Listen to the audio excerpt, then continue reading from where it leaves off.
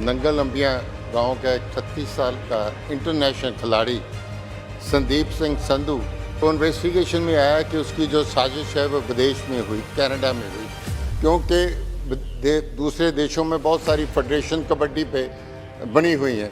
मैं समझता हूं कि ये एक इंटरनेशनल क्राइम हुआ।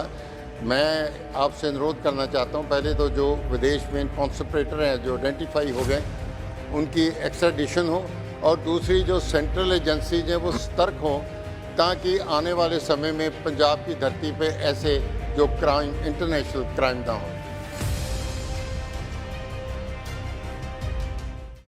सर, पंजाब में जो कबड्डी खेल है वो पंजाब की माँ खेल उसको माना जाता है, जो सारे संसार में दूसरे देश भी उसको अपना रहे हैं। सर, मेरे कंस्टिट्यूंसी में नंगल अंबिया गांव का एक 36 साल का इंटरनेशनल खिलाड़ी संदीप सिंह संधू, जिसने दुनिया में अपना कबड्डी में नाम कमाया और 5 जो वर्ल्ड कप है उसका कैप्टन रहा और कबड्डी को हमारे देश में प्रमोट कर रहा था, विदेश में प्रमोट कर रहा था। इंडियन ब्रिटिश रेजिडेंट था वो। सर, वो 14 मार्च को मेरे ही क्षेत्र में मलिया खुर्द गांव में कबड्डी मैच में पार्टिसिपेट कर रहा था। उस पर अंधाधुंध गोलियां चला के उसका कत्ल कर दिया गया।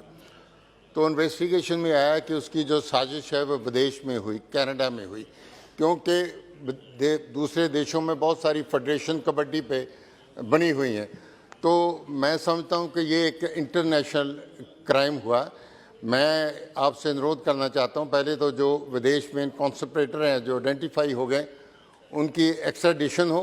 नंगल अंबिया गांव का एक 36 साल का इंटरनेशनल खिलाड़ी संदीप सिंह संधू, जिसने दुनिया में अपना कबड्डी में नाम कमाया और 5 जो वर्ल्ड कप है उसका कैप्टन रहा और कबड्डी को हमारे देश में प्रमोट कर रहा था, विदेश में प्रमोट कर रहा था।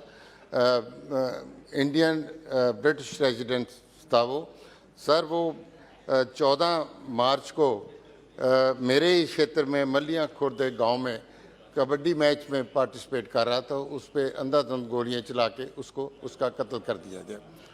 तो इन्वेस्टिगेशन में आया कि उसकी जो साजिश है वो विदेश में हुई, कनाडा में हुई, क्योंकि दूसरे देशों में बहुत सारी फेडरेशन कबड्डी पे बनी हुई हैं। तो मैं समझता हूं कि ये एक इंटरनेशनल क्राइम हुआ।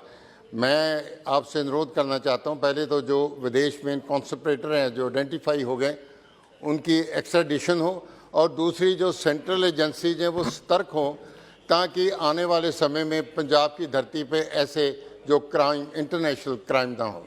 धन्यवाद सर। श्री रितेश पांडे।